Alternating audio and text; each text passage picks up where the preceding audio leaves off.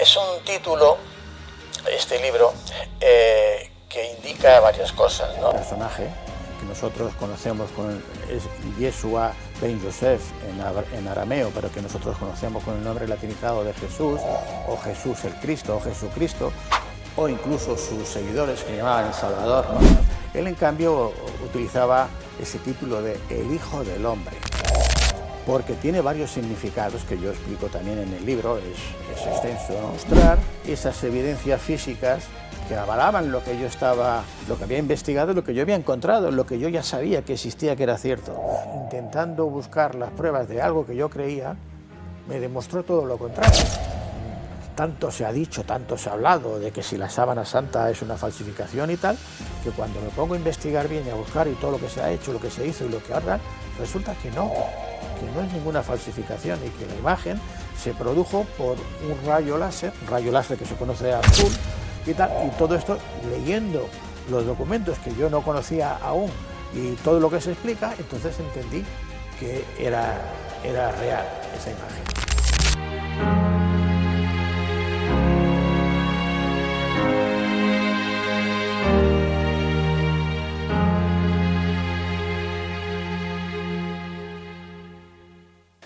Hoy tenemos con nosotros a un invitado muy especial, un autor cuya obra está despertando conversaciones, reflexiones y sobre todo preguntas profundas sobre el sentido de la vida, la espiritualidad y el papel del ser humano en los tiempos actuales. Su nombre es José Luis Jiménez, es el autor del libro La revelación del Hijo del Hombre, lo estamos viendo en pantalla, un trabajo que invita a mirar más allá de la apariencia, del miedo y de la incertidumbre, para descubrir un mensaje de transformación interior. José Luis, bienvenido a Nueva Humanidad.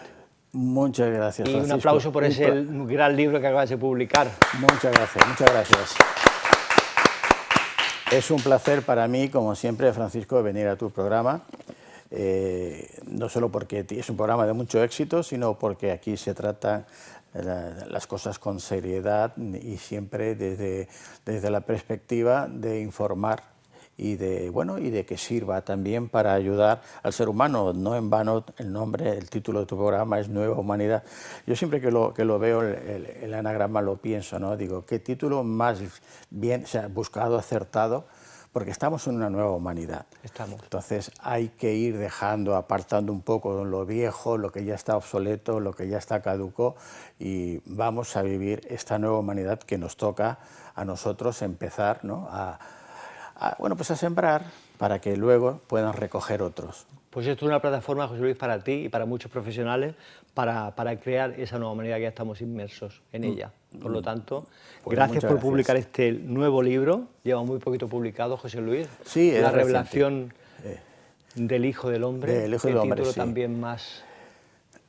Es un título, este libro, que indica varias cosas, ¿no? Sobre todo porque el personaje que nosotros conocemos es Yeshua ben Yosef en arameo, pero que nosotros conocemos con el nombre latinizado de Jesús, o Jesús el Cristo, o Jesucristo, o incluso sus seguidores que le llamaban el Salvador, ¿no? Él, en cambio, utilizaba ese título de El Hijo del Hombre, porque tiene varios significados que yo explico también en el libro, es extenso, ¿no? De hecho tiene 520 ya estamos viendo páginas. Aquí, un libro... Sí, tiene mucho trabajo. Mira, tú ya me conoces desde hace 30 años, el primer libro que presentamos, que era El legado de María Magdalena, donde aparece unos retablos en un monasterio cisterciense. ¿Embarazada? Embarazada. María Magdalena está embarazada sin ningún tipo de dudas. Y es una serie de iconografías en este retablo que había estado perdido, que nadie lo conocía, 425 años creo, desde que se acabó de realizar hasta que lo encuentro, y nos estamos contando como si fuera un cómic, pues esa relación marital de Jesús y de María Magdalena, o sea, del Hijo del Hombre con María Magdalena, algo que la Iglesia había estado ocultando y negando durante siglos, ¿no? A pesar de que aparecieron los manuscritos Nag Hammadi, que se conocen luego como los evangelios apócrifos, donde nos están hablando de que Jesús y María Magdalena eran esposos. Lo dice con esta palabra, el koinonos, del arameo al griego, significa la compañera, la persona con la que se comparte todo. Y no solo eso, dice además que Jesús tiene un hijo, ¿no? Y bueno, toda una serie de cuestiones que bueno, pues la Iglesia en su día, hablamos ya al principio del Concilio de Nicea, pues rechazó, eliminó, ordenó el propio emperador Constantino I, que fue el que convocó este Concilio de Nicea en el 325, que se destruyeran, y aquella persona que custodiase un documento que dijese cualquier tema referente a que Jesús no era el Dios hecho hombre que se había promulgado en ese concilio, sería condenado a morir, a la muerte. Claro, eso supuso que todo el mundo se deshizo de cualquier documento, de cualquier escrito, y solo unos monjes de Nicea se atrevieron a guardar estas copias en unos jarrones que aparecen en el año 1945 en Egipto, en Nag Hammadi, ¿no? Bueno, hago este paréntesis porque desde entonces, fíjate, 1900, casi 2000 años, sin que realmente la humanidad tuviera conocimiento de esos documentos que nos están contando una historia muy distinta del Hijo del Hombre, ¿no?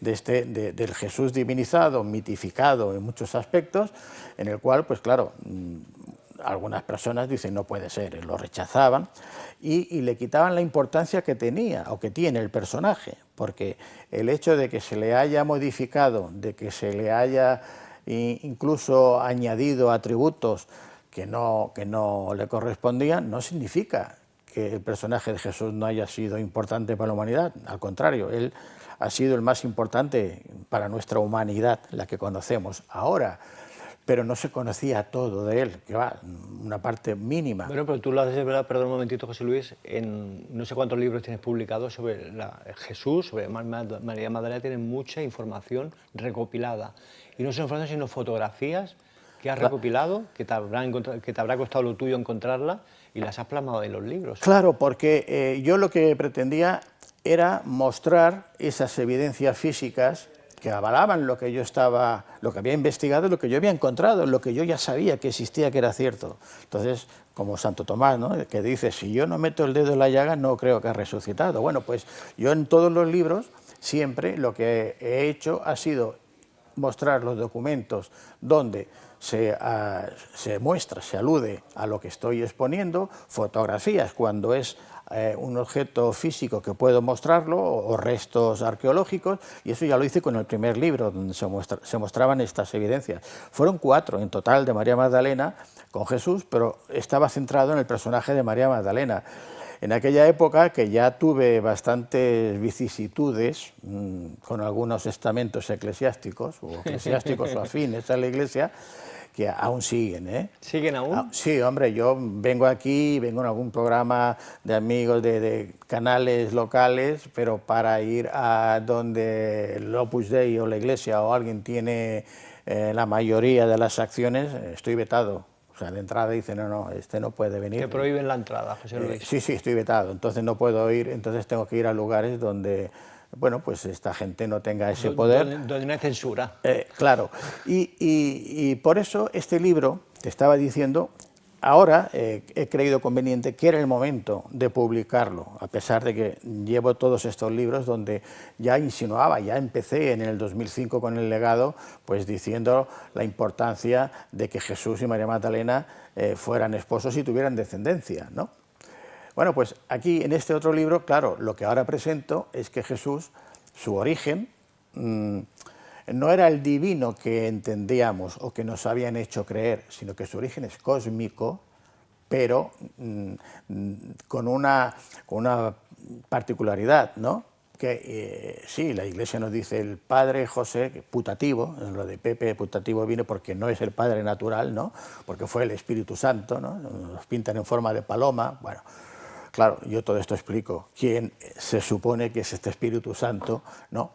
Y entonces, para entenderlo, recurro al origen de lo que los cristianos conocemos como la Biblia, que se compone del Antiguo Testamento y del Nuevo Testamento, pero, claro, hay una peculiaridad, y es que el Antiguo Testamento es una copia fiel de la Torá o el Tanaj judío, y el Tanaj judío y la Torá pues han sufrido muchas modificaciones, se han traducido mal los nombres de sus dioses, los Elohim, que si quieres ahora hablaremos de ellos, y se ha llegado a fabular, incluso a manipular. Y claro, eso se ha copiado también a la Biblia cristiana en lo que es el Antiguo Testamento, que ha repercutido en que luego en el Nuevo Testamento pues a Jesús se le ha seguido vinculando a estos dioses, entre comillas, estos Elohim, ¿no?, que no tienen nada que ver con el verdadero origen de Jesús. Está súper distorsionada la historia, José Luis. Está muy distorsionada la historia que nos ha llegado a nosotros. Sí, nos han manipulado los hechos. Bueno, ya tú ya lo sabes, lo sabemos todos. La historia la escriben los vencedores, esto siempre es así. Entonces, quien dice lo que sucedió o quien escribe la historia como sucedió son estos que han vencido. Los que han perdido no tienen la opción de replicar, y si no encuentras tú pruebas para demostrar de que se ha manipulado o se ha mentido en la historia, lo tienes difícil. Por eso lo que te decía de que siempre busco o intento encontrar esa prueba física que demuestre lo que estoy exponiendo en mis libros. José Luis, permíteme que pongamos un pequeño vídeo de introducción a la revelación del Hijo del Hombre. Vamos a verlo en pantalla, vamos a comprenderlo mucho mejor lo que estás hablando.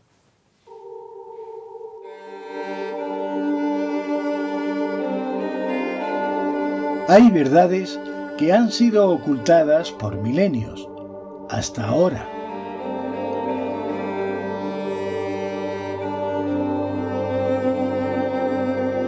Durante siglos, la humanidad ha vivido bajo un velo de oscuridad.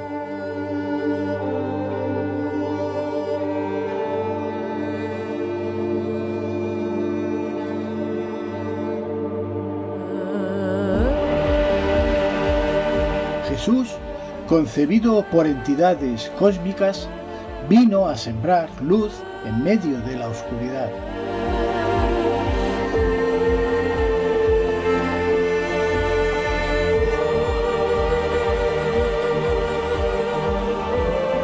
Una revelación espiritual emerge.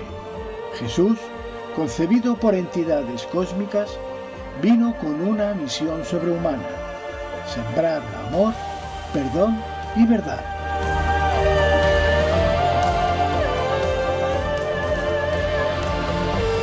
José Luis Jiménez nos guía en un viaje que desafía la teología tradicional y revela lo que nunca nos contaron.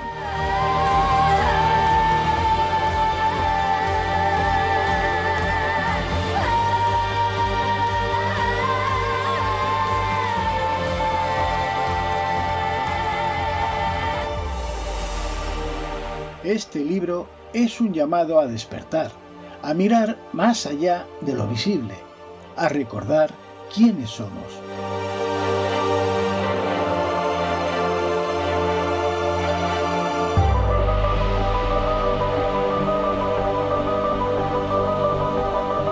La revelación de El Hijo del Hombre, disponible en la web del autor y en Amazon. Bonita presentación, José Luis. Nos hacemos una idea, una pequeña idea de lo que hay aquí plasmado en estas 500 páginas. Claro, de este libro. Es muy extenso, entonces es simplemente... Nos vamos a centrar en los aspectos más importantes, claro, si te parece, José Luis, porque podríamos estar aquí como 4 horas hablando sobre el libro. Y no acabaríamos. Entonces vamos a centrar en lo más importante a destacar. Bueno, pues te decía antes que en la Biblia hebrea, en el Antiguo Testamento, lo primero que vamos a encontrar son los nombres judíos, hebreos, que se utilizan durante todos los libros que se van a componer, que va a componer este Tanaj, que ellos, digamos que tardan como 1600 años en componer sus escritos, ¿no? Y durante este tiempo pues intervienen varios autores que cada uno de su cosecha pone lo que le parece y cambian, adulteran, modifican. Pero bien, si miramos la Biblia cristiana, lo que es el Génesis, que es lo que se explica en esta Biblia hebrea, en la Torá, veremos que se utilizan nombres para referirse a diferentes dioses, pero que luego se va todo a unificar en un solo Dios, lo de Dios siempre aquí entre comillas, ¿no? Por ejemplo, la palabra que se utiliza tanto en el Génesis como en la Torá es Elohim. Elohim sería, que es un nombre, además un sustantivo plural, no significa Dios, sino que sería los dioses. Esa sería la traducción correcta, dioses. Entonces, cuando en el Génesis dice, bueno, pues Elohim, o sea, los dioses crean tal, ya no es Dios y ya no es un Dios concreto, sino que ya está hablando de dioses en plural. Pero es que además estos Elohim no significa dioses siempre, va a depender del contexto donde encontremos. En qué frase se encuentra la palabra Elohim puede significar Dios o dioses, puede significar que es un ángel, puede significar que es un gobernador poderoso de una zona, una especie de juez, o el dueño de aquella tierra, ¿no? Tiene varias acepciones dependiendo del contexto donde se encuentre. Y después vamos a ver que los propios hebreos, los propios judíos, van a utilizar diferentes nombres para referirse a estos Elohim, ¿no? Encontramos, por ejemplo, el nombre del Shaddai en los primeros textos, cuando se comunica este Dios con el primer patriarca hebreo, que sería Abraham, luego viene su hijo Isaac y Jacob. Yo todo esto lo recojo en el libro del origen, pero no vamos a entrar, pues sería largo, extenso. Y luego vamos a ver que este Dios se presenta a Jacob, por ejemplo, con otro nombre, ¿no? Y los judíos lo van a mencionar, por ejemplo, como, no como el Shaddai, sino como con otros nombres. Puede ser el de Yahvé, que no es exactamente un nombre, es la pronunciación que se le da a un tetragrama de YHWY, entonces se pronunciaría como Yahvé, que será el que vamos a conocer después, aunque las Biblias cristianas, pero que son evangélicas, le llaman Jehová, que es una mala traducción también que los judíos nunca han utilizado, ¿no? Entonces, en estas Biblias hebreas vamos a ver que se utilizan varias veces nombres distintos para referirse a estos Elohim. Y de hecho, en Jacob, por ejemplo, cuando él se encuentra con este Elohim que le dice: tienes que dejar de adorar a otros Elohim, solo tienes que adorar a mí. Y entonces le dice en ese momento, ¿no? Y el nombre que le dan es Adonai, ¿no? Adonai o Edonai. O sea, le da otros nombres, dice: yo a tus padres tal me presenté con el nombre del Shaddai, pero tal. Y luego a Moisés, avanzo mucho la historia, le dice: me presenté como el Shaddai, pero no es mi nombre, mi otro nombre. Dice: bueno, ¿y cómo les digo a los israelitas, ¿no? ¿Cómo les digo al pueblo de Israel cuál es tu nombre, quién eres tú? Y dice: yo soy el que soy. Y entonces es aquí cuando los judíos lo van a nombrar con ese tetragrama de YHWH, que es esa Yahvé, ¿no? Bueno, como vemos, de entrada ya no es un Dios único ni creador del universo. Y de hecho son celosos, castiga, ¿no?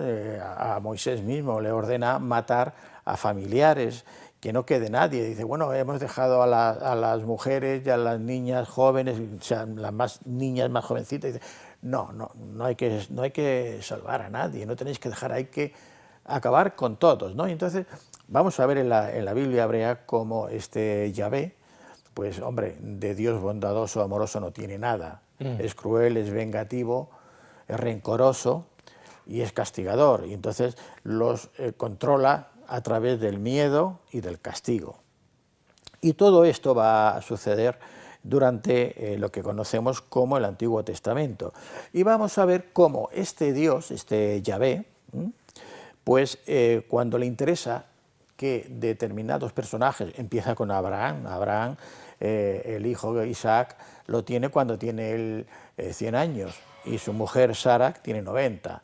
Ya hacía años que no tenía la menstruación, ¿no? Y bueno, cuando él dice que se encuentra con estos Elohim, ¿no? Le dice: oye, es que yo, el hijo que tengo es con una esclava y yo quiero tener un hijo mío y para que herede y tal, y al final le prometen que va a quedar embarazada su mujer Sara el año siguiente, y ella se ríe, ¿no? Porque dice: ¿cómo voy a quedar embarazada si ya tengo 90 años y no tengo la menstruación desde hace no sé cuánto, ¿no? Y efectivamente la inseminan artificialmente y tiene a Isaac, que Isaac significa risa, o sea, porque le daba risa a ella, todo esto es que le daba risa. Bueno, continúo. Vamos a ver varios personajes bíblicos que son fecundados artificialmente antes de Jesús. incluso antes de Jesús, lo más cercano es Juan el Bautista, cuando su madre María, ¿no? Si vemos el Evangelio de Lucas, que se le presenta el ángel, ¿no? Y le dice: salve María, eres en gracia, has caído, eres bonita ante Dios, porque las traducciones también que nos dan no son las que lo que se dijo inicialmente, y le dice: vas a quedar encinta, o sea, encinta es embarazada. Dice: ¿cómo es posible? Si yo soy soltera, no tengo marido, soy virgen, no puede ser. Y dice: bueno, Dios te bajará con la nube, porque ahora veremos que cuando utilizan esta palabra de la nube, que lo vamos a encontrar en todos estos pasajes bíblicos, se refiere a una nave, ¿no? No nube. No, una nube. Lo que pasa que hablamos de hace 3000 años. ¿Cómo esas personas cómo explican cuando un objeto volador que desciende del cielo, y rodeado de nubes en muchos casos, que además emiten unas luces tremendas, unas luces que nosotros ahora vemos los focos, la electricidad y sabemos lo que es, pero en aquella época si no era el sol era fuego. Entonces decían, cuando veían un vehículo volador que se movía por el cielo y con esas luces, decían un carro de fuego, un carro porque se movía, ¿no? Como los carros, y el fuego porque era la luz que emitía. Entonces vamos a encontrar en estos pasajes que nos hablan de los carros de fuego o de las nubes que descienden del cielo y de la que salen las voces y de la que se producen todos estos prodigios, que para aquellas personas eso solo puede hacer un Dios. ¿Quién puede hacer eso, no? Entonces para ellos es Dios, y ellos se hacen pasar por el Dios creador del ser humano, que no es así, es todo más extenso.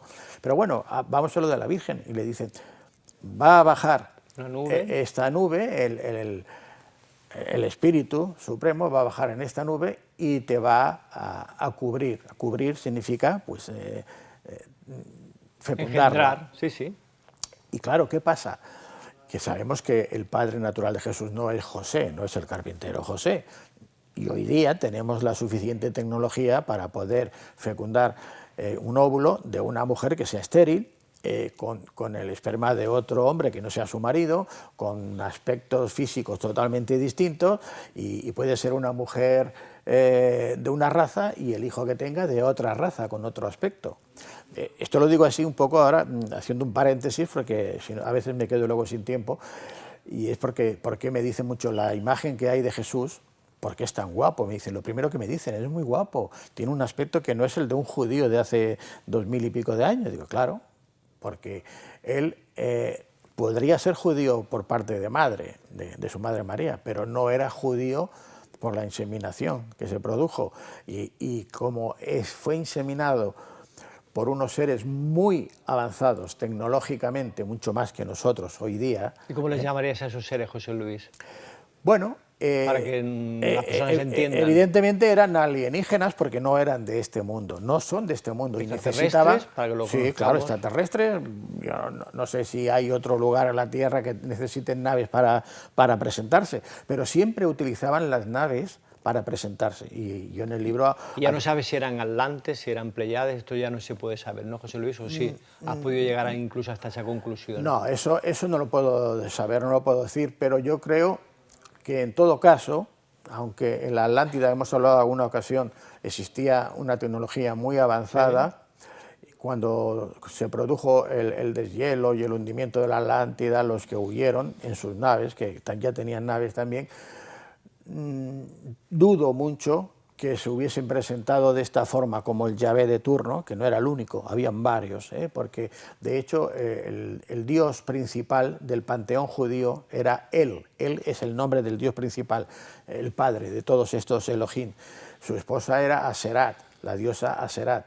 Luego llegaba el tercero, por el orden que era el dios Baal, que era el que luego vamos a ver cuando baja Moisés del Sinaí, se los encuentra con el becerro de oro, se representa como un becerro, ¿no? A Baal. Y el cuarto, por decirlo así, era Yahvé, que era el dios de la guerra, luego va a pasar a ser el dios de la agricultura. Bueno, pues los israelitas eran politeístas, adoraban a varios dioses, y es a partir del cautiverio de Babilonia, cuando pierden la guerra con los filisteos y luego con los babilonios en el año 658 aproximadamente antes de Cristo, que los judíos son llevados hasta Babilonia, están durante unos 58 o 60 años, y aquí se va a reescribir todos estos libros sagrados de la Torá, del Tanaj, sobre todo por un sacerdote llamado Esdras, que es el responsable de que se hayan incluido modificaciones y haya incitado a que se dejase de adorar al resto de los Elohim, de los dioses, y únicamente se adorase a un único Dios. ¿A quién? A Yahvé. Pero fíjate que es Yahvé... Y pero bueno, no nos vayamos mucho de la nave, ¿eh, José Luis? No, la nave. Yahvé utilizaba esa nave y para comunicarse con Moisés o con el sumo sacerdote en el Sancta Sanctorum, ¿no?, utilizaba el ¿qué? Un aparato que conocemos como el Arca de la Alianza. El Arca de la Alianza, yo aquí en el libro muestro un dibujo, un esquema de lo que era realmente, es como una botella de Leyden, que hoy día conocemos, que lo que hace es acumular, es como un acumulador de energía. Lo que pasa es que esta arca era capaz de acumular tanta energía que daba descargas de más de 20.000 voltios, por eso no se podía tocar. Tenían que ir con unos ropajes especiales, llevarla con unas barras de madera entre 4 personas sin tocarla. Hay algunos pasajes en la Biblia, que en el libro lo recojo también, cuando un personaje es que el arca pasando el río Jordán se va a caer, se tambalea, la va a sujetar que no se caiga y se queda carbonizado por completo, ¿no? Hay varios casos que cuento en el libro. Entonces, Yahvé, cuando huyen de Egipto, se presenta a la nave siempre por el día como una columna de humo. Entonces dice, la nube, la columna de humo separaba a los soldados del faraón de los israelitas que huían, no permitía que se les acercasen nunca, ¿no? Y por la noche iluminaba, les daba luz y cuidaba de que tampoco se acercasen los israelitas.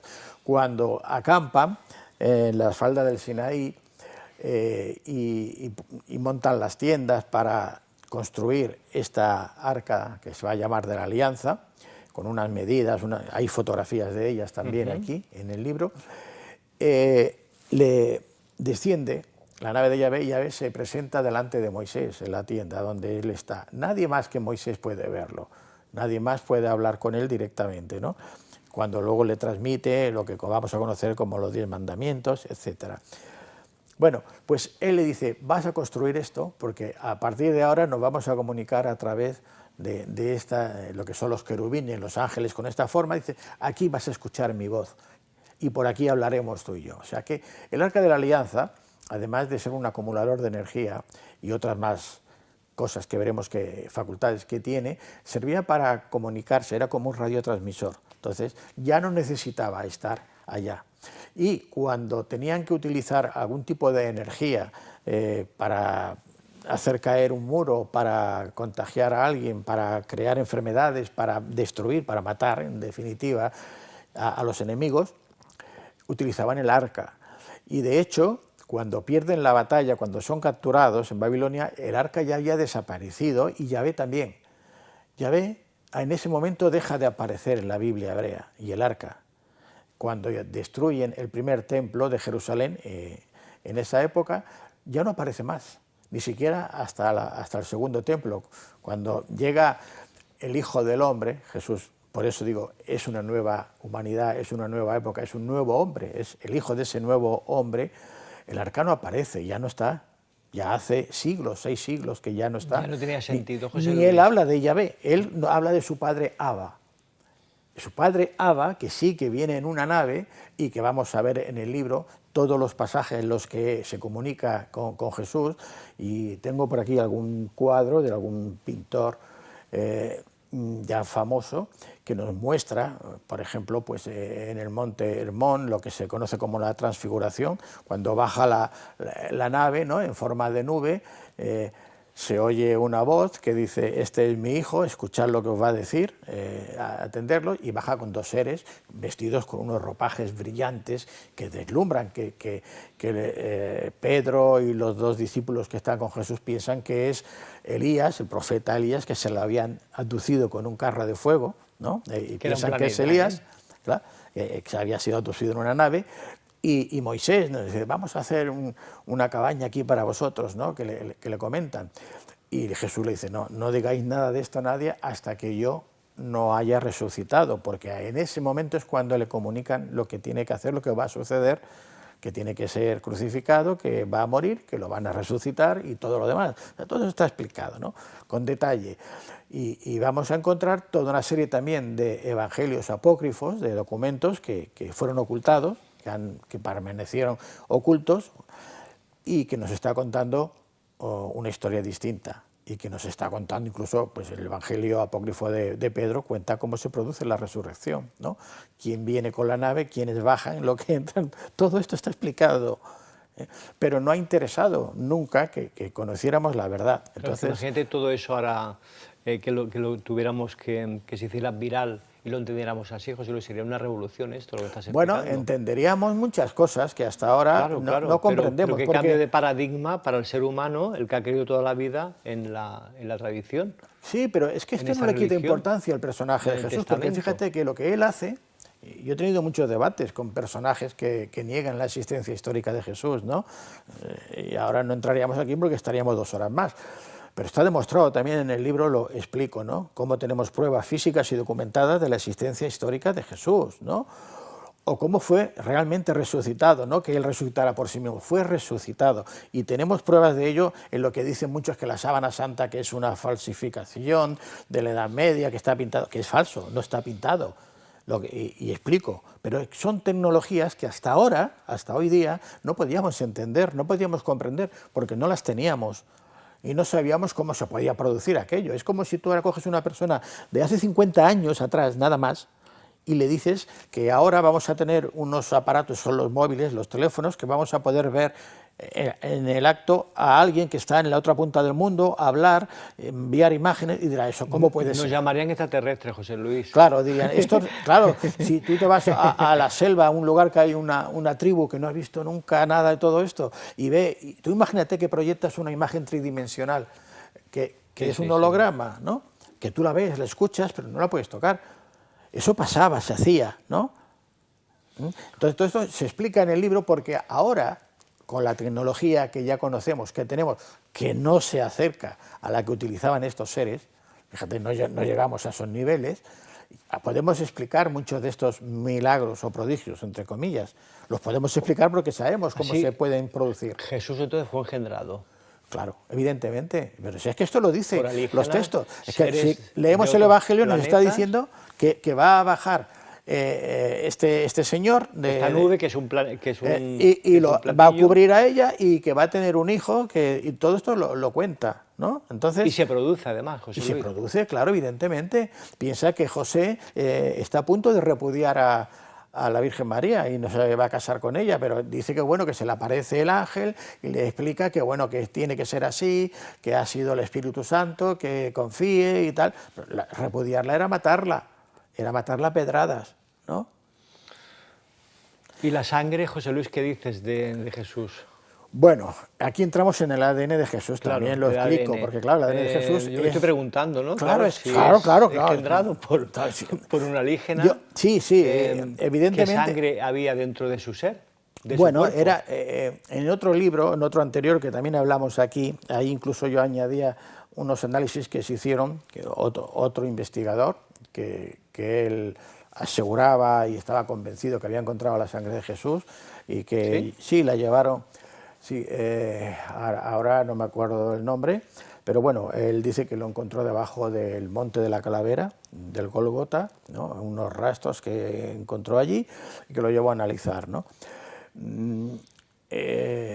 Yo recogí esa información, la recogí en este otro libro, que era el de Evolución, creo recordar, el de Evolución, el cuarto de María Magdalena, que era Operación Pegasus, el Caballero del Grial. Aquí recojo esta información de este investigador. Ha fallecido, hablé con su esposa hace ahora un año, justo, que vino a Gerona a dar unas conferencias y se llevó el libro que hablaba de él. Y este hombre aseguraba que lo habían analizado en un laboratorio de allí de Israel y que, bueno, que quedaron asombrados, ¿no?, por lo que vieron. Los cromosomas de la sangre de Jesús eran diferentes, no eran como los humanos normales, ¿no? Y de hecho tiene que ser así. Y fíjate, yo esto sin tener los análisis, en el primer libro publicado en abril o mayo del 2005, en el Legado, en el capítulo final, cuando explico la razón de por qué Jesús tiene que tener descendencia, porque esa descendencia va a ser la que...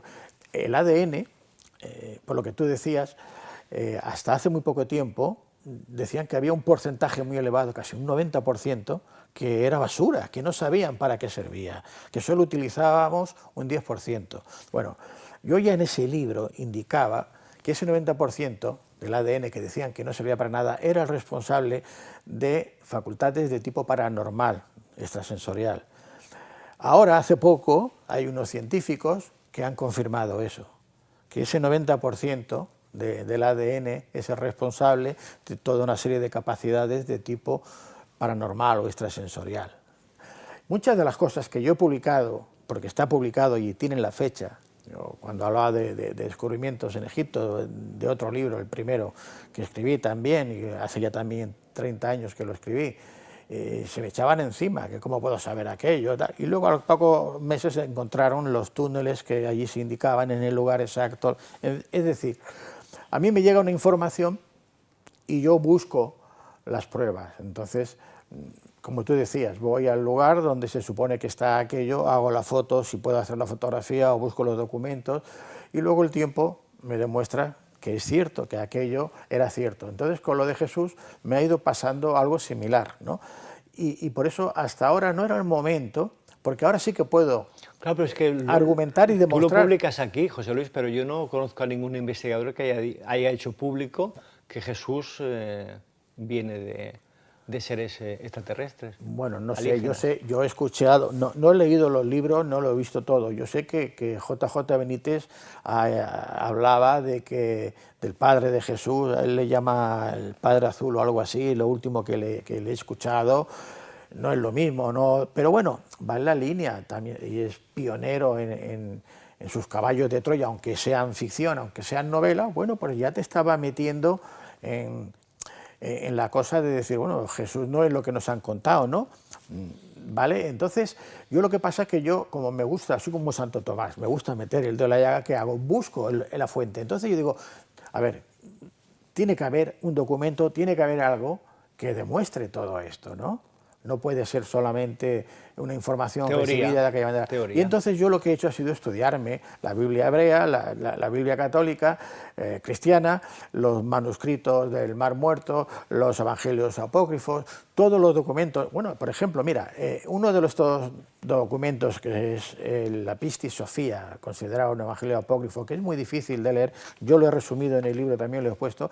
Aquí Jesús habla de este Yahvé y lo menciona como un demiurgo, ¿no? Como un demiurgo, no como Dios. Incluso dice que es un arconte, habla de los arcontes, y dice que habían dos, ¿no? Que uno es el malo y el otro, por decirlo así, el bueno que se arrepiente, ¿no? Sería hacer referencia, ¿sabes a quién? A los Anunnakis, al dios Enki y el dios Enlil.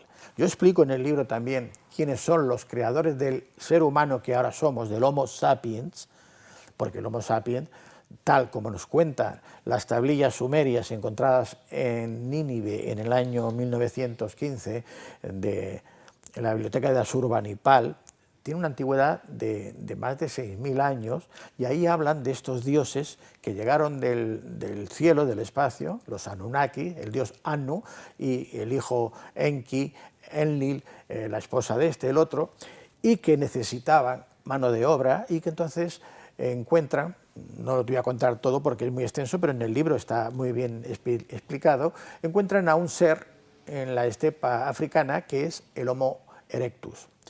Y aquí le modifican el ADN para que tenga estas habilidades que ellos necesitan.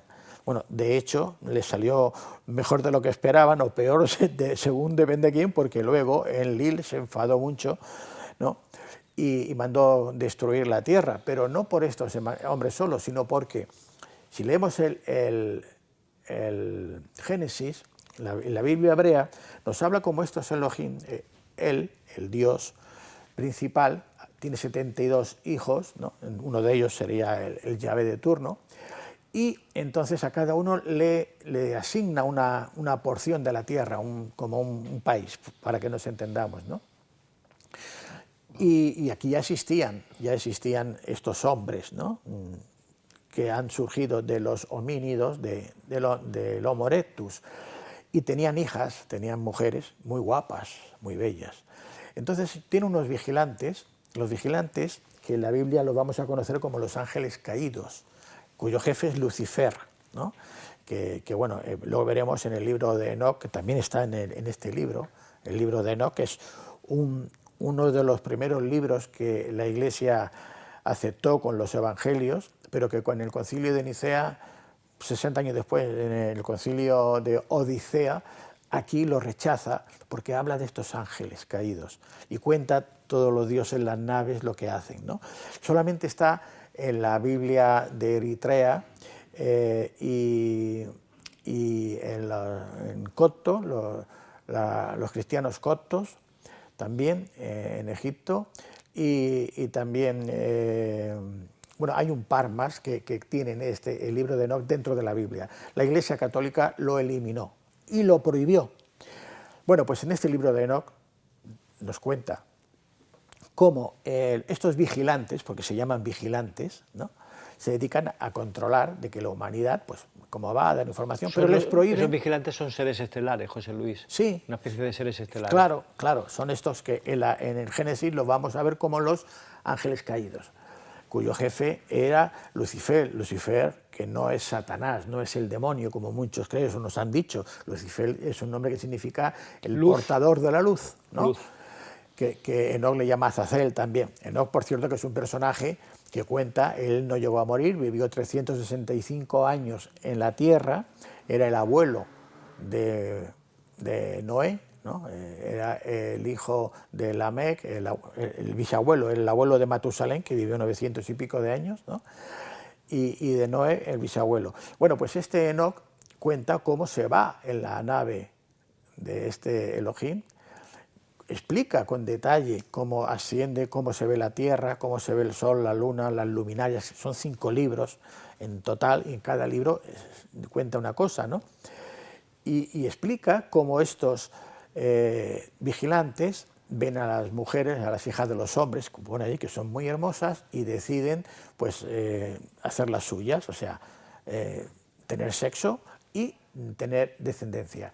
La descendencia que surgen de aquí son los que le llaman nefilim, que dicen en la Biblia que son los gigantes, los héroes de la antigüedad. Sí, eran gigantes, realmente, aquí hubieron gigantes. Existieron los gigantes. Eran gigantes. ¿Hay fotografías que lo podemos demostrar? Sí, yo en uno de los libros tengo algún cráneo de uno de ellos, que encontré en Bolivia. Bueno, pues estos gigantes son los que van a molestar a estos dioses, ¿no? Entonces decide Enlil que tiene que acabar con la tierra y va a provocar este diluvio universal, pero el hermano Enki, el que fue el que creó, el que hizo esa transformación al Homo sapiens, no está dispuesto a que su obra la haga desaparecer, y es cuando le da la nave. Además, fíjate que aquí habla de que los ángeles construyen una nave de madera, o sea, no lo hacen, ¿no? O sea, que aquí te explica incluso quién lo hace, ¿no? Y es por lo que la humanidad, digamos, la que conocemos, se salva, ¿no? O sea, pero el origen nuestro tampoco es el que pensamos, José Luis. ¿Perdón? El origen del ser humano, tuyo, no, claro, no es el que pensamos. No, claro, esto que nos dicen de que si Dios a barro, que hace todo esto es una fábula, no tiene nada que ver con la realidad. Ya lo explico en el libro, cómo se produce, además, en los diálogos que hay entre estos personajes, sobre todo los dioses Anunnaki, ¿no? Y que tenemos parte de ese ADN nosotros también. Claro, José Luis. Claro, por supuesto, y además esto la ciencia lo ha demostrado, porque esta raza dicen que era reptiloide, ¿no? Y teníamos en nuestro cerebro aún tenemos una parte de reptil, esta originaria, sí, ¿no? Tenemos hoy día información de sobras que avala todo esto que estoy argumentando, para, vamos, yo creo que para no dudar en absoluto cuál es nuestro verdadero origen. De hecho, la ciencia, Charles Darwin, en 1800 y pico, con su libro de la teoría de las especies, dice que, bueno, que falta un eslabón, ¿no? Que venimos del mono, el mono que hace 50 años que existe y sigue siendo mono, ¿no? Pero nosotros resulta que somos una de estos, que hemos evolucionado del mono, pero falta un eslabón. ¿Por qué? Porque del Homo, primero el Homo habilis, el Homo tal, hasta el Homo erectus, de cada especie a la siguiente, tienen que pasar de 2 millones, mínimo 1,5 millones de años. O sea, para que del Homo erectus al otro tiene que pasar 1,5 millones. Pues bien, del Homo erectus, que es de donde van a modificar el ADN, al Homo sapiens, que somos, solo hay 250.000 años. Es decir, nada. Es imposible ese salto, ese avance. Es imposible a menos que haya una intervención externa que modifica el ADN. ¿Qué es lo que pasó? ¿Qué es lo que pasó? Claro, evidentemente. Entonces, lo importante de todo esto es el personaje de Jesús, el Hijo del Hombre. Como él se hacía llamar, él no, yo soy el Hijo del Hombre. Y él cuando hablaba y en todas las parábolas que hacía, en lo que explicaba, siempre decía, porque el Hijo del Hombre, porque el Hijo del Hombre, y el Hijo del Hombre hará, y el Hijo del Hombre... No decía yo, el otro, el Hijo. Incluso cuando los discípulos le preguntaban, le decían, Maestro, esos prodigios que haces, ¿cómo se puede hacer? ¿Qué explícanos? Y dice, prodigios mayores que estos que me vais a hacer a mí, seréis capaces de hacer vosotros. Pero no hablaba para ellos de aquel momento, estaba hablando para el futuro. Igual que cuando él decía, vendréis a decirme, se refiere a los sacerdotes de ahora, no a los de entonces, a decirme, Señor, Señor, en tu nombre expulsamos demonios, en tu nombre sanamos, en tu nombre tal, y yo os diré, no os conozco, hacedores de maldad, porque habéis llevado a la humanidad como borregos al matadero, ¿no? Eso lo decía él también, y muchas cosas. Se enfrentó, por ejemplo, a la ley de Moisés, al sábado, porque el sábado de los judíos, cuando llegaba el sábado a partir de las 6 de la tarde, ya no se podía hacer nada prácticamente.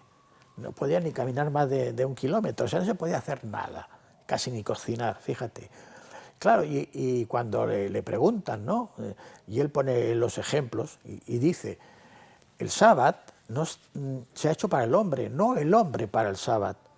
No tenéis que... Claro, todo esto para los judíos, los sacerdotes, los fariseos, era un escándalo, ¿no? Intentaban siempre pillarlo, a ver, porque él lo que vino es a liberar, vino a traer el amor, el perdón, la compasión y la verdad. Y él decía, la verdad os hará libres, ¿eh? Y esto parece que hoy día cuesta. Hay personas que no quieren conocer la verdad porque les cambia todo su esquema de lo que tenían hasta ahora, sobre todo en las cuestiones religiosas. Les rompe estructuras.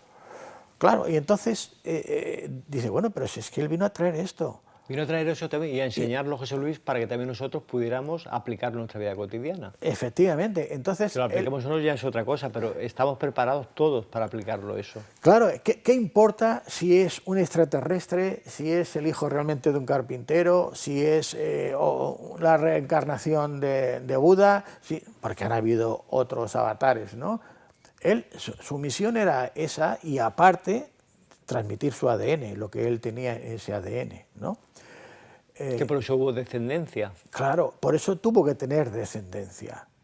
Es más, se encontró en el 2012 ¿Cuántos un trozo... hijos tuvo, José Luis? Bueno, yo lo que encontré, de acuerdo siempre lo que explico en el primer libro, en el legado, y lo que aparece en este retablo, eran 2 hijas y por lo que veo las apariencias gemelas. ¿Sara era una? No, Sara y esto... ¿Qué confusión con esto, si era hija de Jesús, Sara? No es hijo de Jesús. Sara, que muchos dicen...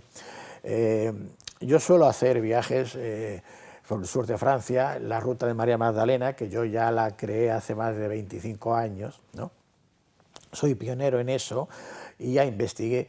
Sara, cuando vamos al pueblecito marinero de Saint-Maries de la Mer, el sur de Francia, que es donde llega María Magdalena embarazada, cuando tiene que huir de Palestina, también cuento ese trocito, lo cuento en el libro, para entender el resto, ¿no?, de la trama.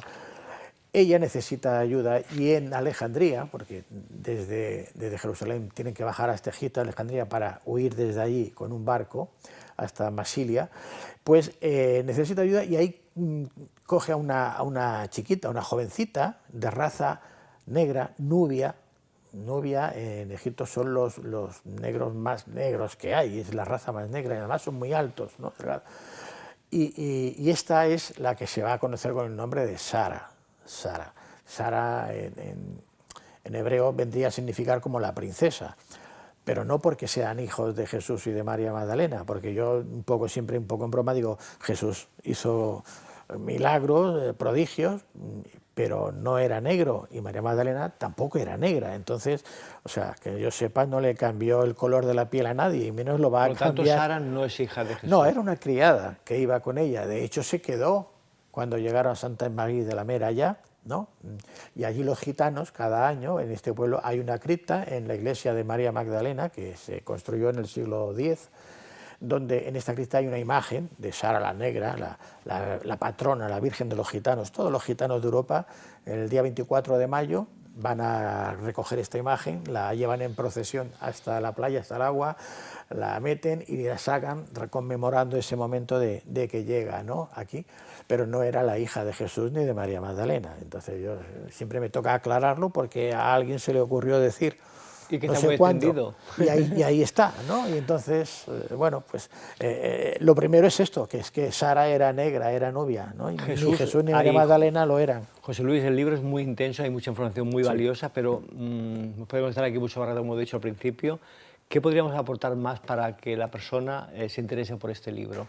Bueno, pues fíjate, a mí... Porque es que hay tantos capítulos aquí. Sí, claro. Y 520 páginas. Sí. Yo pensaba, fíjate, a mí al investigar, precisamente intentando buscar las pruebas de algo que yo creía, me demostró todo lo contrario. O sea, encontré las pruebas al contrario de lo que yo creía. Te pongo un ejemplo, ¿no?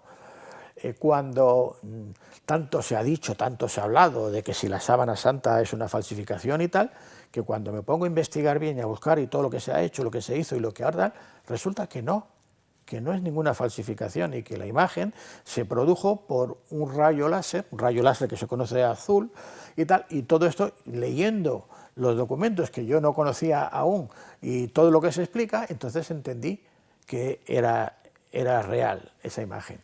O, por ejemplo, el personaje de Jesús, cuando siempre me decían y me hacían dudar que no había muerto en la cruz, que si le habían dado para beber en una esponja una mezcla de tal y luego se recuperó. No, señor, Jesús murió en la cruz y lo acabaron de rematar con la lanzada. Y explico todo, además, desde la perspectiva y los análisis de médicos forenses, cómo estaba muerto y bien muerto. Pero fue resucitado. Tal como lo hemos visto en las películas, José Luis. Es decir, la cruz... Sí. Y efectivamente le clavan la lanza y él muere en la hora sexta, sobre las 3 de la tarde, ¿no?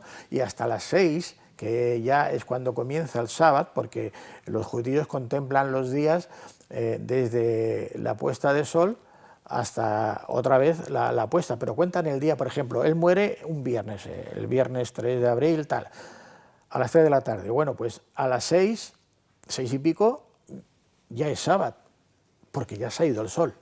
Entonces, claro, dicen, estuvo muerto 3 días y 3 noches. No según nuestro calendario de 24 horas, pero según los judíos estuvo muerto el viernes, el sábado y resucitó el domingo. Entonces, al tercer día resucitó.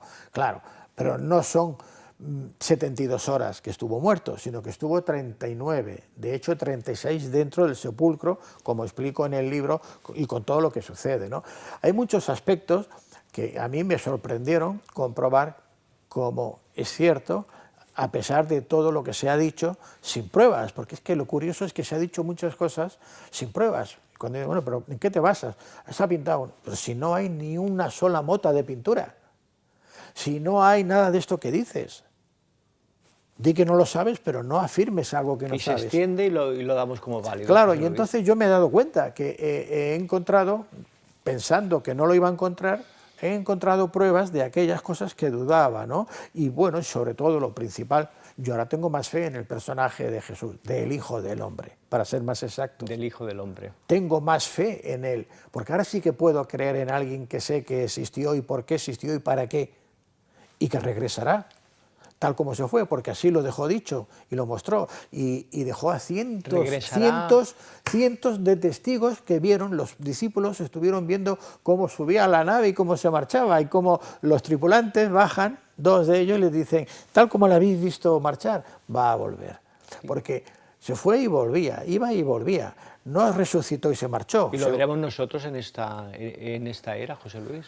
Mira, yo pienso que puede ser que vuelva físicamente, pero yo pienso que no, yo pienso que la esencia, el Espíritu de Jesús va a volver, pero dentro de cada uno de nosotros. Cuando todos nosotros aceptemos lo que Él representa, el amor que Él nos trajo, el cómo amar, el perdonar, saber perdonar, el tener la compasión que no se tiene hoy día, ¿no? Y sobre todo ir en busca de la verdad. En ese momento, cuando la mayoría de las personas actuemos así, en ese momento Jesús estará aquí. Qué palabras más bonitas, José Luis, estás emocionado y todo. Sí. Porque no es para menos, ¿no? A mí se me han puesto los pelos de punta.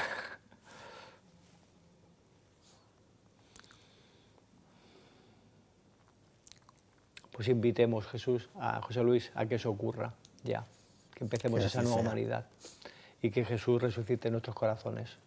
Así sea. En nuestra esencia, en nuestro ser. Muchas gracias por tu presencia, muchas gracias por tu obra, la revelación del Hijo del Hombre, ya disponible en tu página web y también en Amazon, José Luis. Sí. Y te invitamos y queremos que sigas profundizando en estos temas, que hay tanta controversia y tantas dudas y tanta mala información, para que nos desveles la luz, que es lo que merecemos saber ya en este siglo que nos encontramos y en esta era. Gracias, José Luis. Un fuerte abrazo y un aplauso para José Luis. Muchas gracias. Amigos, espero que os haya parecido apasionante esta entrevista compartida hoy con José Luis Jiménez, en la revelación del Hijo del Hombre, como bien ha dicho. Ya está disponible, estamos muy cerca de Navidad, falta muy poquito, es un buen momento para autorregalarse este libro y para regalarlo también, porque no a otras personas, y sepamos más de la verdad que se nos ha ocultado y se ha transformado en tantos y tantos siglos. Amigos, un fuerte abrazo, nos vemos en la próxima, que seáis muy felices. Chao.